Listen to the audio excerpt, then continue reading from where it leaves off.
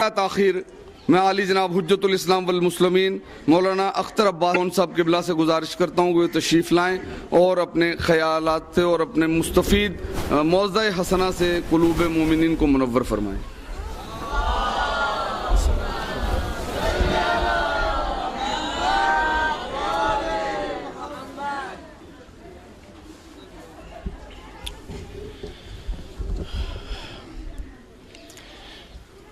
لا حول ولا قوة إلا بالله العلي العظيم أعوذ بالله من الشيطان اللعين الرجيم بسم الله الرحمن الرحيم الحمد لله رب العالمين وصلى الله على محمد وآله الطاهرين أما بعد فقد قال الله تبارك وتعالى في كتابه الكريم بسم الله الرحمن الرحيم وما كان المؤمنون لينفروا كافة فلولا نفر من كل فرقة منهم طائفة ليتفقهوا في الدين وَلِيَنْظُرُوا إِلَيْهِ قَوْمُهُمْ إِذَا رَجَعُوا إِلَيْهِمْ لَعَلَّهُمْ يَحْذَرُونَ سورہ توبہ کی آیہ کریمہ ہے۔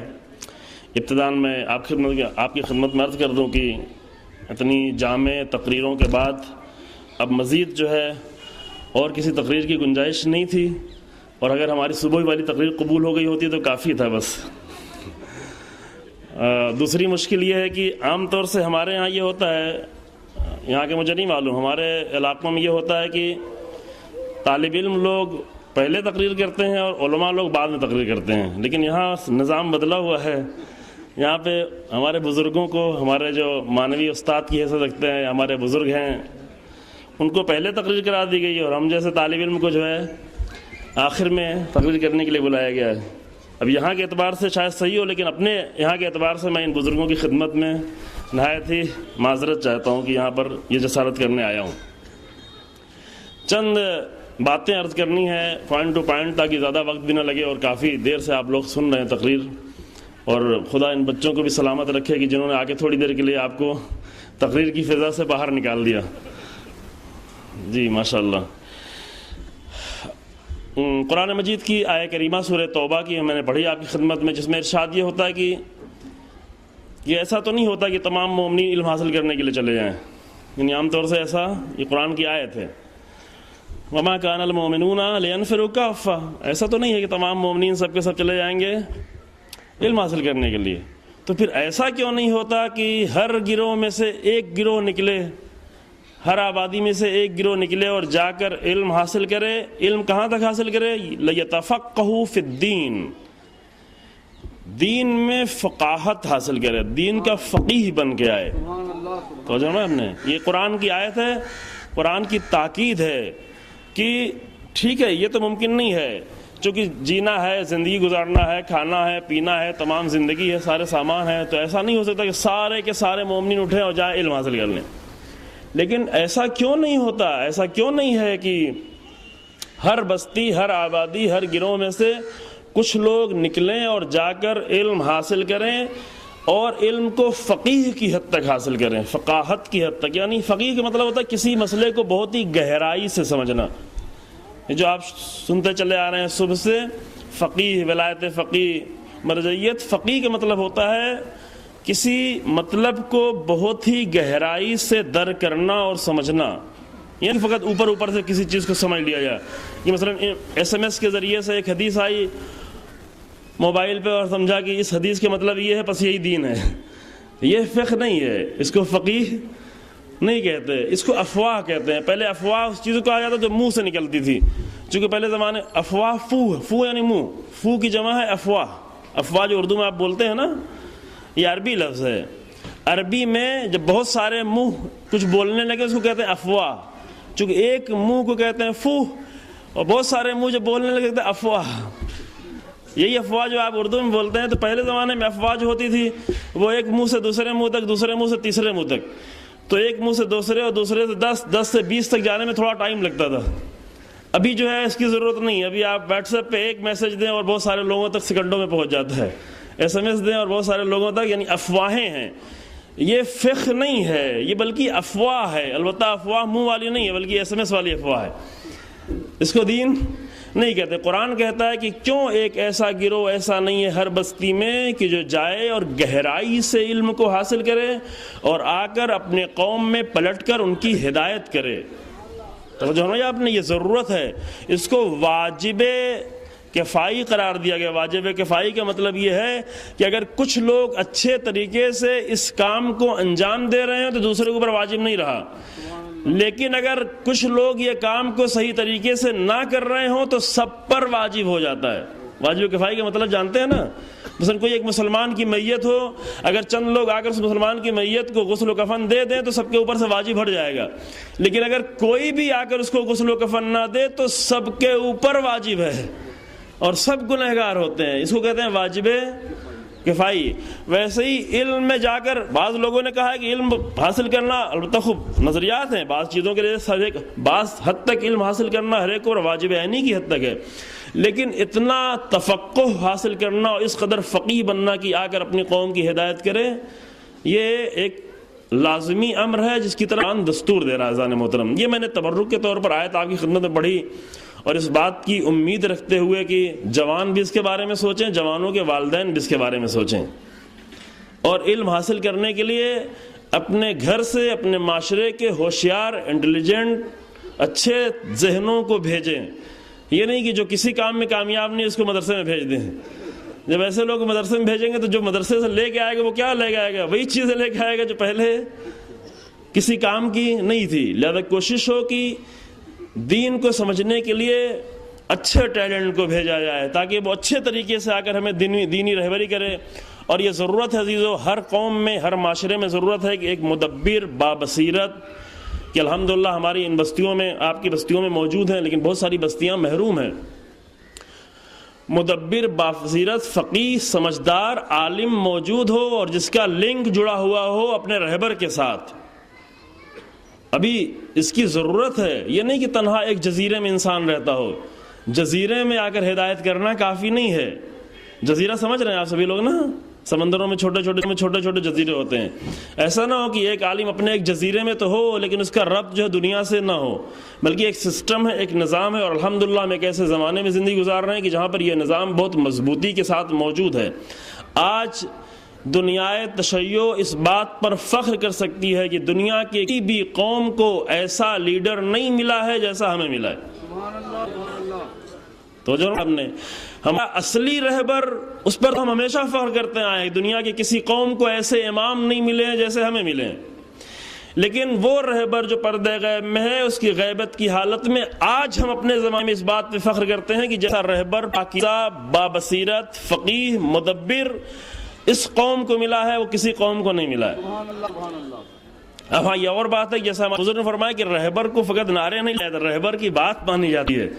یہ نہیں کہ رہبر کے نعرے لگا کے وہیں پر رہبر کی مخالفت کر رہے ہیں۔ ہمارے ایک بزرگ یہاں کہیں عشرہ پڑھنے آئے تھے، عشرہ محرم میں، انہوں نے جا کے جلوس دیکھا، جلوس کی حالت دیکھی، وہاں سے پلٹ کے جا کے بمبئی میں کہہ رہے تھے میں نے عجیب چیز دیکھی۔ کیا دیکھا؟ کہا کہ کچھ لوگ نعرہ لگا رہبر کے فرمان پر جان بھی قربان ہے، اور کام وہ کر رہے تھے جو رہبر منع کرتا ہے۔ عجیب ہے، یعنی کام وہ کر رہے تھے جلوس میں جس کو رہبر نے منع کیا ہے، لیکن نعرہ لگا رہے رہبر کے فرمان پہ جان بھی قربان ہے۔ اس کو رہبر نہیں کہتے ہیں۔ رہبر یعنی واقعاً اس کے تابع ہو جائے انسان، اس کے علم کے تابع ہو جائے، اس کے حکم کا تابع ہو جائے، کیونکہ وہ اپنی طرف سے کچھ نہیں کہتا بلکہ جو کچھ کہتا ہے وہ اللہ کی طرف سے کہتا ہے۔ ایک مطلب میں خدمت میں عرض کرنا چاہتا ہوں، میں نے عرض کیا کہ میں آپ یہاں کوئی بہت ہی نہ تو کوئی تمہید کی گنجائش ہے نہ ہی بہت منظم تقریر کی گنجائش، چند مطلب ہیں الگ الگ بیان کر رہا ہوں، اس میں آپ رابطہ خود دے لیں یا بعد میں خود بخود رابطہ پیدا ہو جائے گا۔ ایک جملہ ہمارے برادر بزرگ اور بزرگ محترم کہہ کے گئے تھے، جسٹس امتیاز حسین صاحب، بہت اچھا جملہ تھا کہ شیعت کبھی عالم سے جدا نہیں ہو سکتی، کیونکہ شیعت کی بنیاد ہی علم کے اوپر ہے۔ در حقیقت شیعت ہی نہیں بلکہ صحیح پوچھے تو آدمیت کی بنیاد علم پر ہے، اور علم کی دوری کی بنیاد پر آدمی ایسی جگہوں پر بھٹک رہا ہے، انسان بھٹک رہا ہے۔ ورنہ جب سب سے پہلے اللہ نے آدم کو پیدا کیا اور کہا کہ سجدہ کرو، فرشتوں کو سوال ذہن میں پیدا ہوا کیوں سجدہ کریں؟ کہ اس لیے سجدہ کرو کہ ان کا علم زیادہ ہے۔ آیت آپ سنتے تھے نا، اللہ نے کچھ آدم سے نہیں کہا، اللہ نے آدم سے یہ نہیں کہا کہ تم اپنی عبادت ظاہر کرو، اپنا تقوی ظاہر کرو، اپنی پاکیزگی ظاہر کرو۔ اللہ نے آدم سے کہا کہ ان کو نام بتاؤ، ان کو علم کا اظہار کرو ان کے سامنے، تاکہ فرشتے سمجھے کہ علم کے سامنے انسان کو سر جھکانا پڑتا ہے، علم کو تسلیم کرنا پڑتا ہے۔ اور واقعاً اس میں کوئی شک نہیں ہے کہ تشیع اس علم کا نمائندہ ہے، اور ایک مطلب جو شیعت کے پاس ہے، یہ جان لیں عزیزان محترم کہ علم کا سارا ریسورس اور سارا منبع ہمارے پاس جو ہے وہ پیارے اکرم صلی اللہ علیہ وآلہ وسلم کی ذات ہے. ایک صلوات پڑھیں بلند آواز میں، محمد صلی اللہ علیہ وسلم. علم کا سارا منبع اور سارا ریسورس وہ پیغمبر اکرم کی ذات ہے، رسول اللہ صلی اللہ علیہ وآلہ وسلم کی ذات ہے. اور رسول اللہ کے پاس علم ہے وہ اللہ کی طرف سے، یعنی ایک یقینی چیز جس پہ ہمیں کوئی دلیل دینے کی ضرورت نہیں. بہرحال کم سے کم ہر مسلمان اس بات کو اچھی طریقے سے سمجھتا ہے اور یہ توقع ہے کہ سب کچھ اللہ کی طرف سے جانا ہے. انبیاء اور اولیاء کے پاس جو ہے وہ اللہ کی طرف سے. رسول اللہ علم دینے آئے تھے، لیکن رسول اللہ کے پاس کتنا علم دینے کے لیے جنگیں تھیں، مشقیں، رسول اللہ کے پاس تیار نہیں تھا. جو رسول اللہ کے پاس آتے تھے اپنے کانوں میں روئی ڈال کے آتے تھے، بات سنے رسول اللہ کی، ایسے حالت میں آتے تھے. وہ تو کہیے کسی ایک کے کان سے کبھی روئی نکل جاتی تھی جس کی بنیاد پہ عظیم اسلام پھیلتا چلا گیا. کبھی کبھی ہوتا ہے بعض بستیوں میں لوگ نہیں سننا چاہتے، حق بات کو سننے کے لیے تیار نہیں ہوتے، آتے نہیں ہیں، پسند نہیں کرتے سننا. اور یہ باتیں بھی آپ کے سامنے اسی لیے بیان، جیسا مولانا نے بیان کیا کہ جن کو سننا چاہیے شاید وہ یہاں پہ آئے نہ ہوں، سننے کے لیے تیار نہ ہو. لہذا کچھ باتیں آپ سنیں تاکہ وہ باتیں وہاں تک پہنچ سکیں، پہنچا سکیں اچھے طریقے سے. علم کا سارا منبع وہ پیغمبر اکرم صلی اللہ علیہ وسلم کی ذات ہے. رسول اللہ جب جانے لگے، بہت توجہ کر، رسول اللہ جب جانے لگے تو اپنے بات کے لیے رسول اللہ نے علم کو جاری رکھنے کے لیے، چونکہ علم تو نہیں ختم ہو جانے والا ہے، دو فارمولہ بتا. رسول اللہ نے 2 فارمولہ ہم کو دیا علم کو جاری رکھنے کا، علم کو ہمیشہ باقی رکھنا. چونکہ یہ معلوم ہے کہ ایک انسان 23 سالوں میں، اور وہ 23 سال بھی 13 سال مکے کے کیسے تو وہ آپ کو معلوم ہی ہے، پھر 10 سالوں میں جو مدینے میں آئے وہ بھی اتنی ساری جنگوں میں، سارا علم جو ہے انسان کو نہیں دیا جا سکتا. اور اگر رسول اللہ سارا علم دینا بھی چاہیں تو لوگوں میں اتنی صلاحیت نہیں کہ سارا علم لے سکیں، نہیں تھے اتنا تیار، آمادہ نہیں تھے، علم لینے کی صلاحیت نہیں تھی ان کے اندر. تو رسول اللہ نے اپنے بات کے لیے 2 ذریعہ ہمیں دیا. ایک علم کو حاصل کرنے کا، کیونکہ سب علم دے دینا یہ بہت تو ناممکن تھا. ایک مثال ہمارے وہاں ایران میں مشہور ہے، پتہ نہیں آپ نے سنی کہ نہیں ہے، کہ اگر کوئی بھوکا ہو تو بھوکے کو مچھلی دینا یہ بھی اچھا ہے، بھنی ہوئی مچھلی اسے دے دیں، اچھی چیز ہے. لیکن اس سے بہتر یہ ہے کہ اس کو مچھلی مارنے کا طریقہ سکھا دیں. فقیر، ہم یہ سمجھتے ہیں کہ فقیر کو 4 پیسہ دے دے یہی سب سے اچھا کام ہے. نہیں، اس سے اچھا کام یہ ہے کہ اس فقیر کو کوئی ایسا طریقہ بتا دے کہ بعد میں فقیری نہ کرے. یہ ایک اچھی مثال ہے، اب ترجمہ ہی میں اس کا پیش کر رہا ہوں کہ بھوکا فقیر کو مچھلی دینا تو اچھی چیز ہے، لیکن بہتر یہ ہے کہ اس کو مچھلی مارنے کا طریقہ سکھا دیں. کیوں؟ تاکہ ایک ٹائم میں اگر آپ نے اس کو مچھلی دے دی، ایک مرتبہ اس کا پیٹ بھر گیا، لیکن پھر کل دوسرے ٹائم میں پھر کسی دروازے پہ جائے گا، پھر کسی تیسرے دروازے پہ جائے گا. لہٰذا اس کو ایسا طریقہ بتا دیں کہ وہ اپنا پیٹ بھی بھرتا رہے، اپنی عزت کی بھی حفاظت کرتا رہے، اپنے دین کی بھی حفاظت. عزت سب سے بڑا دین ہے. رسول اللہ نے بھی کیا کیا؟ رسول اللہ سارا علم نہیں دے سکتے تھے، یعنی لوگوں میں اتنی صلاحیت نہیں تھی کہ سب علم لے سکیں. رسول اللہ میں کمی نہیں تھی، رسول اللہ نہیں دے سکتے، لوگوں میں یہ صلاحیت نہیں تھی کہ وہ علم لے سکیں. تو رسول اللہ نے کیا کیا؟ 2 ذریعہ ہمیں دے کے گئے رسول اللہ. ایک ذریعہ جو کہا رسول اللہ دے کے گئے اس کا نام ہے باب علم. تو فرمایا آپ نے، آپ اس نگاہ سے، ابھی ہم اس نگاہ سے دیکھتے ہیں کہ حضرت علی کی فضیلت یہ، رسول اللہ نے فرمایا انا مدینۃ العلم والی بابوا. ہم فضیلت کے لیے بھی یہاں پر نہیں بیان کر رہے ہیں، بلکہ یہ ہم ضرورت کے لیے بیان کر رہے ہیں، چونکہ ہماری ضرورت ہے یہ سمجھنا، اور بہت بڑی ضرورت ہے، نہ صرف ہماری بلکہ پوری دنیا کی ضرورت ہے. تو رسول اللہ ایک فارمولہ دے کے گئے کہ میں تو جا رہا ہوں، یعنی علم کا شہر وہ تو سامنے نہیں ہوگا، لیکن علم کا دروازہ رہے گا.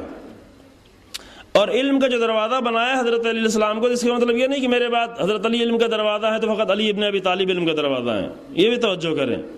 اگر رسول اللہ نے فرمایا انا مسلم، اس کا مطلب یہ نہیں کہ میرے بعد حضرت علی علم کا دروازہ ہے تو فقط علی ابن ابی طالب علم کا دروازہ ہے، یہ بھی توجہ کریں.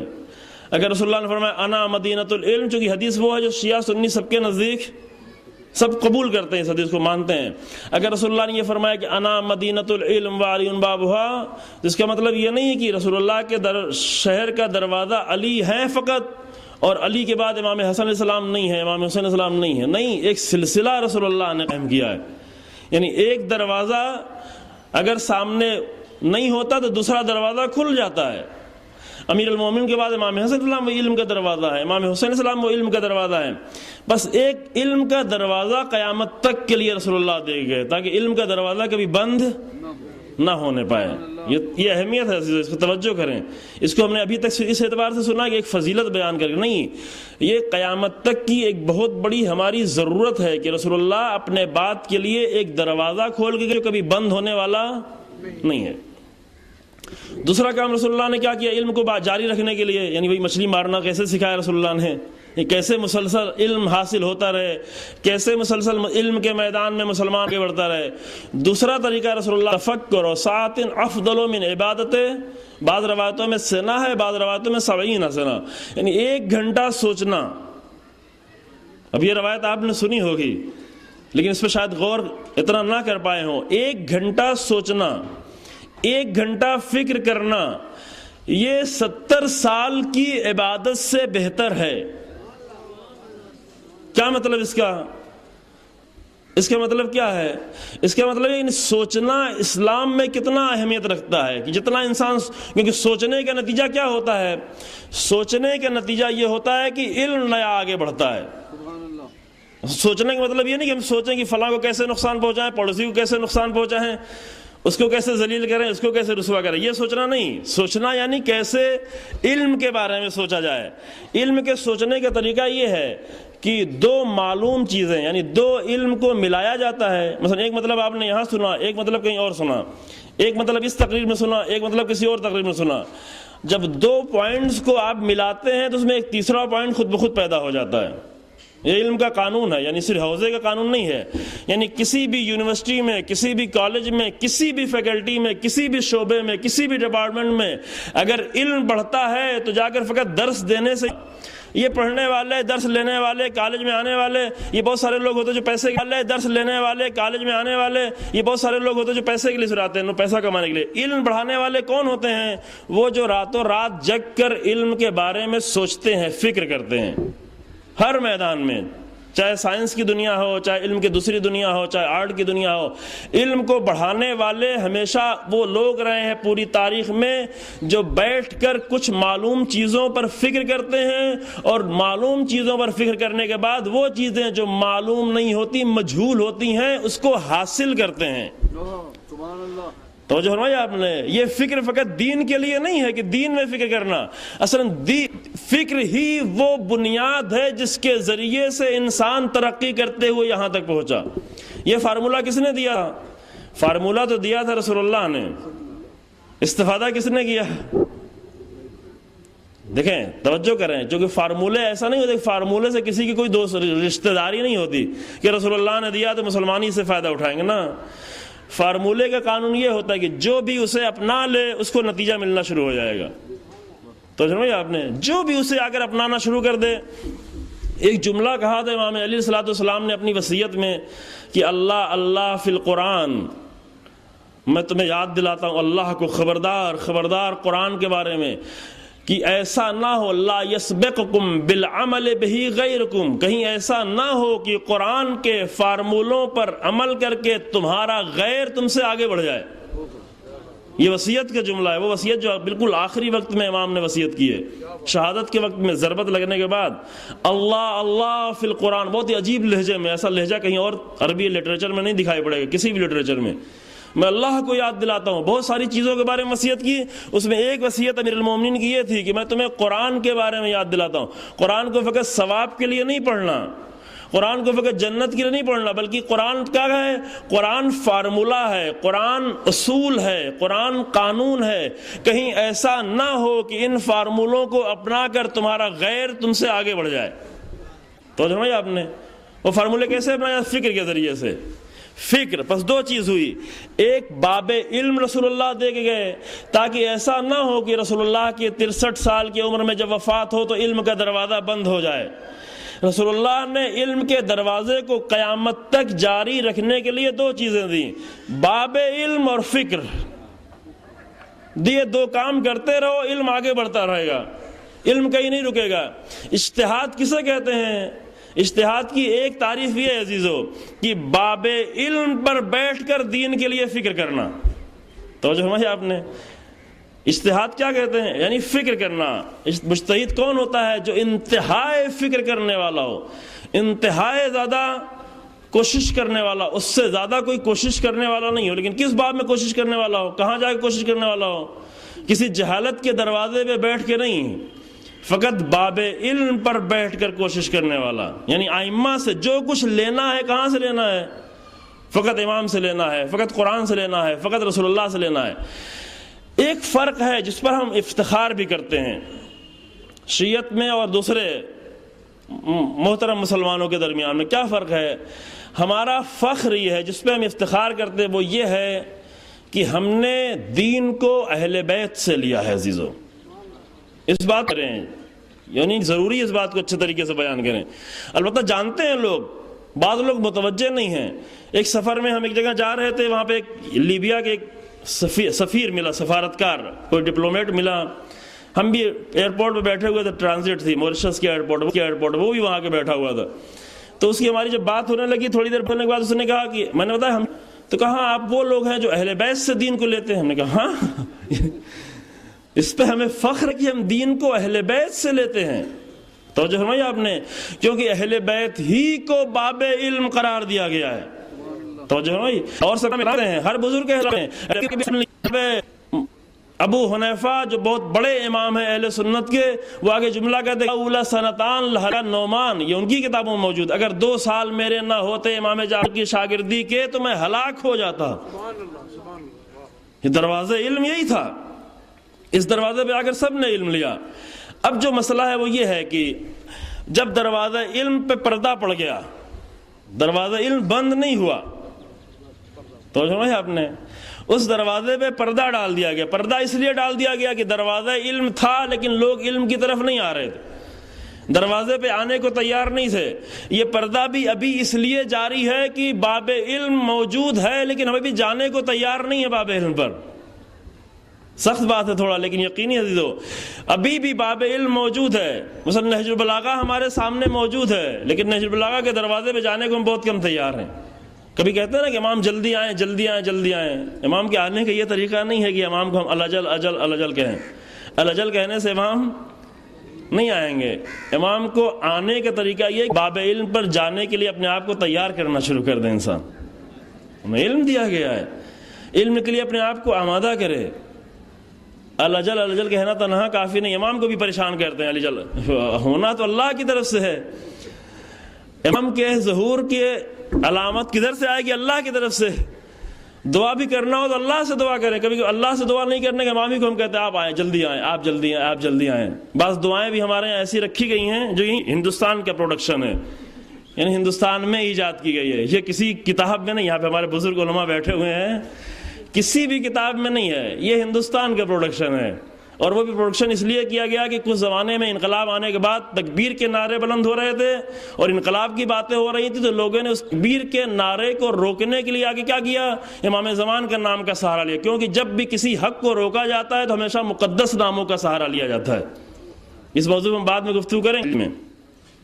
یہ جو جملہ کہتے ہیں یا صاحب الزمان یا صاحب الاجل الاجل اجل اللہ ظہور، آپ جلدی آ جائیں. اجل اللہ ظہوری کے مطلب آپ جلدی آئیں.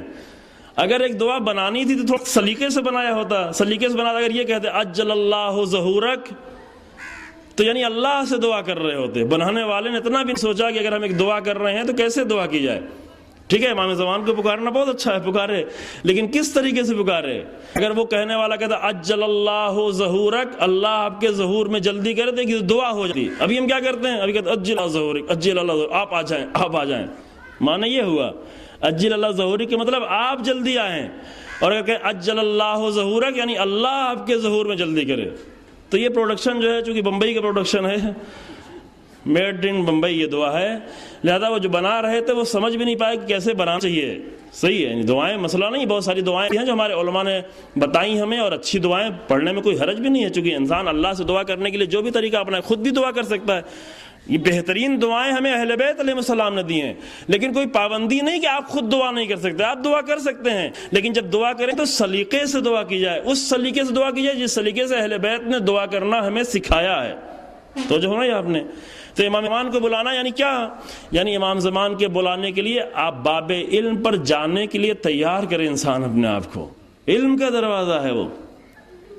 باب علم پہ جانے کا راستہ کیا بتایا گیا؟ باب علم پہ وہی لوگ جو باب علم پر آ کر فکر کرتے ہیں، باب علم تک لے جاتے ہیں، فقط قرآن کی باتیں ہیں، فقط اہل بیت کی باتیں کرتے ہیں. اجتہاد یعنی کیا عزیزو؟ میں ایک واقعاً وقت نہیں رہ گیا، میں ایک مطلب خالی آپ کے سامنے بیان کروں. دیکھیں ائمہ علیہ السلام کا زمانہ جو گزرا ہے لمبا زمانہ ہے، مختصر بھی نہیں ہے. رسول اللہ کی رسالت کے اعلان کے بعد سے لے کر غیبت صغرا تک، یعنی غیبت صغرا کے آغاز تک تقریباً 300 سال کا زمانہ ہے نا، تقریباً کچھ 300 سال کے آس پاس کا زمانہ ہوتا ہے. یہ 300 سال کے زمانے میں بہت ساری حدیثیں ہمارے پاس آئیں الحمدللہ، رسول اللہ کے ذریعے سے اور رسول اللہ کے بعد باب علم کے ذریعے سے، یعنی ائمہ علیہ السلام کے ذریعے سے. لیکن وہ زمانہ ایسا جس میں بہت سارے ایسے مسائل، چونکہ پہلے زمانے میں اور آج کے زمانے میں فرق یہ ہے کہ پہلے زمانے میں اتنی تیز سفر نہیں ہوتا تھا، 100 سال گزر جاتے تھے، حالات ایک جیسے رہتے تھے. آج ایسا نہیں ہے. آج 5 سالوں میں اتنی تبدیلی ہو جاتی ہے کہ چھوٹا بھائی جو ہوتا ہے بڑے بھائی کو نہیں سمجھتا، بڑا بھائی چھوٹے بھائی کو نہیں سمجھتا. پہلے یہ کہا جاتا ہے کہ جنریشن گیپ اتنا ہے کہ باپ بیٹے کو نہیں سمجھتا اور بیٹا باپ کو نہیں سمجھتا. ابھی چھوٹے بھائی اور بڑے بھائی کے درمیان میں جنریشن گیپ اتنا زیادہ ہوتا ہے کہ ایک دوسرے کو سمجھنا مشکل ہوتا ہے. ایک کچھ کر رہا ہوتا دوسرا کچھ. اس زمانے میں جو اتنا زمانہ گزرا ہے بہت سارے مسائل پیدا ہوتے تھے. مسائل پیدا ہونے پر ہر مسئلے کا جواب، چونکہ ہر جتنا بھی زندگی میں مسئلہ پیدا ہوتا ہے اللہ کی طرف سے اس کے لیے کوئی حکم ہے. یعنی کوئی بھی زندگی کا ایسا مسئلہ نہیں ہے کہ جس کے لیے اللہ کی طرف سے حکم نہ ہو، یعنی ایک ایسی چیز جو انسان کے لیے بہتر ہو، انسان کے لیے مفید ہو. تو ائمہ علیہ السلام جو بھی مسائل پیدا ہوتے تھے اس کا مسئلہ بیان کر دیتے تھے، حدیث بیان کرتے تھے. حدیث لوگوں کو آسانی سے سمجھ میں آ جاتی تھی. اس زمانے میں بھی ائمہ کے جو شاگرد ہوا کرتے تھے ان کو جب امام بھیجتے تھے کسی جگہ پر تو وہ امام کی طرف سے نمائندے بن کے جاتے تھے اور لوگوں سے کہا جاتا کہ اب ان کی طرف تم رجوع کرو، یعنی جس کی تم نے اپنی طرف سے بھیجا ہے ان کی طرف رجوع کرو. مثلاً شہر رہ جاتے ہیں زیارت کرنے، ان کی طرف رجوع کرو، عبد الرحمن کی طرف رجوع کرو، ان کی طرف، یعنی جس کی طرف رجوع کیا جائے وہی مرجع ہوتا ہے. امام تک ڈائریکٹ نہیں جاتے تو امام کے نائبوں کی طرف رجوع کرو تاکہ تمہارے مسائل کو آ کر وہ حل کریں. خوب ائمہ علیہ السلام کے بعد اتنے سال گزارنے کے بعد بھی بہت سارے مسائل ایسے تھے بعد میں جو پیدا ہونا. آج ہر روز نیا نیا مسئلہ پیدا ہوتا ہے. اس زمانے میں کہا جاتا تھا، اگر کہا جاتا یہ کہ ایسا زمانہ آئے گا کہ ایک آدمی نماز پڑھ کے نکلے گا دوسرے ملک جائے گا وہاں دیکھا پھر نکلا ہوا ہے نا، اتنی تیز اسپیڈ سے جائے یہاں سے نماز پڑھ کے، اپنا روزہ افطار کر کے جائے اور شب عید منا کے جائے، فطرہ نکال کے جائے. شب عید کو فطرہ نکالا جا سکتا ہے، وہ فطرہ نکال کے شب عید بنا کے جائے اور تیز رفتار، ابھی اور تیز رفتار بھی آنے والے ہیں فلائٹ، اس سے کسی دوسرے ملک میں مانو ابھی آج روزہ ہی نہیں ہوا ہے، ابھی جو ہے ابھی دن چلا ہے. ایسے مسائل اس زمانے میں نہیں تھے. اس زمانے میں ایسے مسائل کو بیان بھی نہیں کیا جا سکتا تھا. کیوں؟ اس لیے اگر بیان کرتے لوگ کہتے یہ کیا بات ہو رہی ہے، ایسا ہو بھی سکتا ہے، مذاق اڑاتے وہ، یہ کیا ہو سکتا ہے، ممکن ہے بھلا یہ توجہ ہونا ہے آپ نے. تو وہ لوگ جو کھچروں پہ چلتے تھے اور گھوڑوں پہ بڑی مشکل سے چلتے تھے ان کے سامنے یہ مسئلے نہیں بیان ہو سکتے تھے.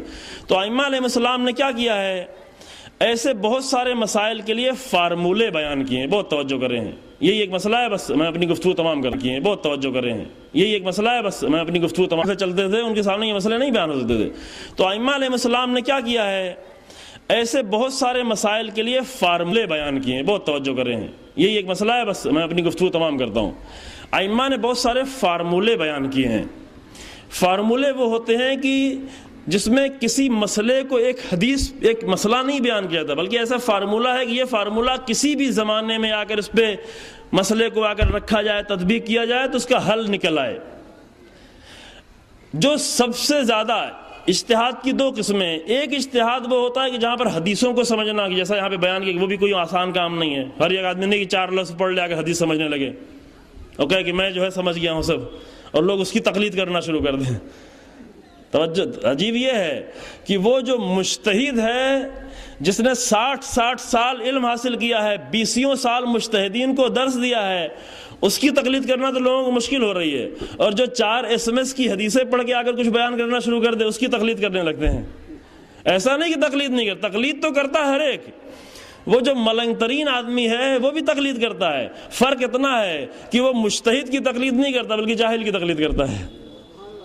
ایسا تو نہیں کہ تقلید نہیں کرتے، تقلید وہ بھی کرتے ہیں، وہ افواہوں کی تقلید کرتا ہے، وہ جاہلوں کی تقلید کرتا ہے. خوب ظاہر ہے جب علماء کے دروازے سے انسان ہٹے گا، جب باب علم سے ہٹے گا تو باب جہالت پر جانا پڑے گا انسان کو، پھر اسی کی تقلید کرنی پڑے گی.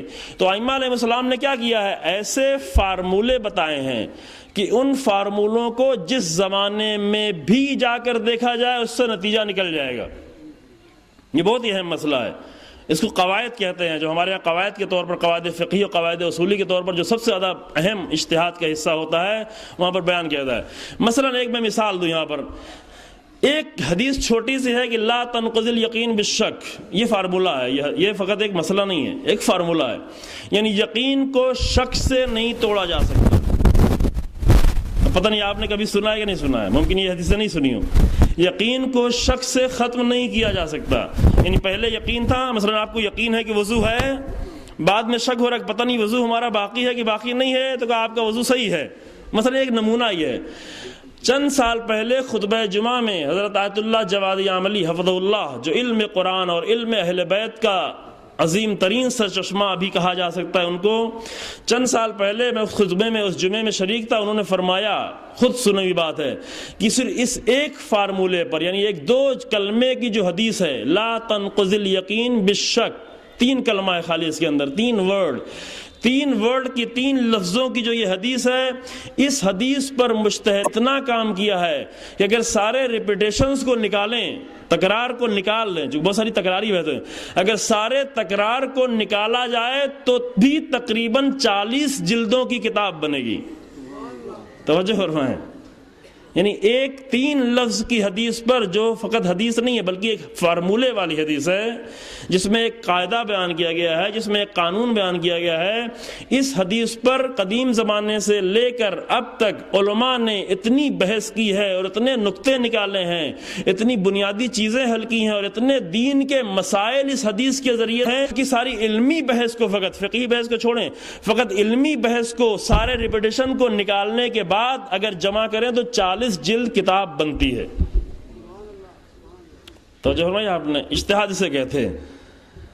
اجتہاد یہ نہیں کہ آدمی جا کر کہیں ایک حدیث پڑھے، کوئی ادھر سے پڑھے، کوئی ادھر سے پڑھے، ادھر سے ترجمہ پڑھے، ادھر سے ترجمہ پڑھے، اور کہے کہ ہاں ہم نے یہ امام نے یہ فرمایا ہے.